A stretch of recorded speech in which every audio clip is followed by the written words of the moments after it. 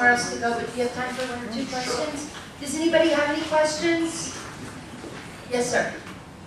Jack, do you think that the inception of the concealed weapons program in Florida had anything to do with that crime drop?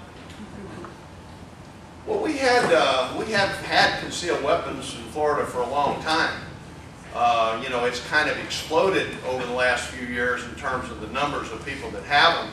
One of the bills that I did, if you remember, if you've been in that program a long time, you'll remember back in the old days you had to buy the permit every year, and then all of a sudden you had, I think it was 5 years now? 5 years.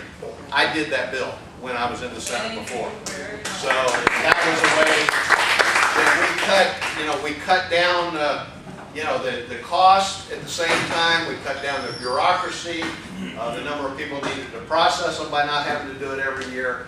And that's just the little things that we worked on. Thank you for Another your question? support. Yes, sir. You're welcome. Another question? Somebody over here had one?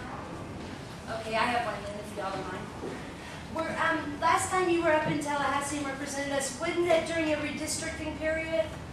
Were you up there for the last redistricting? That was my last year, yes. And we're coming against redistricting again. Do you think that is going to hurt the conservatives, the redistricting, and what can be done to keep it from hurting us? Well, there's some amendments on the ballot. There's a lot of amendments on the ballot this year. By the way, you probably ought to have a whole meeting and just kind of have somebody come in and explain those amendments to you, because there's some of them that sound pretty good when you read the title, but when you actually study them, you might want to think twice about them. Basically, when in doubt, vote no and you can't get hurt. But there's a couple of amendments on the ballot that basically are going to put redistricting in the hands of the judiciary. I mean, they don't say that, but what they do is they put in some standards, and they say, and the standards all sound good and logical, of maintaining city and county boundaries, of being compact and not done for the purpose of influencing an incumbent that's there now. Problem is, there's a little trick in there, and they have all those standards, but they don't say which one of the standards is the most important.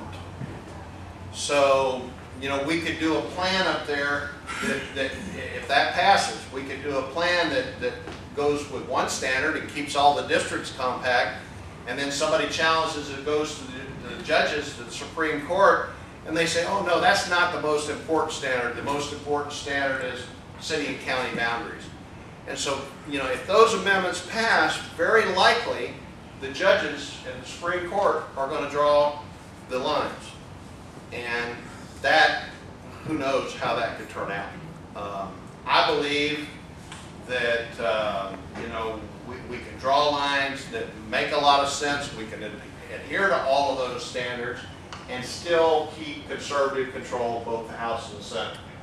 I think probably where we made a mistake 10 years ago is we did, we had 70-something Republican seats in the House, and they wanted, 80 instead of 70, even though we already had a majority. And so they drew districts that started in Collier County on the west coast all the way into Dane County on the east coast, or Broward County on the east coast all the way back into Collier County. And some of them look pretty bad, and you're going to probably see some of those in the paper as people try to get you to vote for this new system. And I just hope that, even if the amendments don't pass, I hope we can do some maps that maybe look a little bit more logical this time. But I think that we can do those maps, and there will still be good, solid conservative control up there. Well, thank you very much.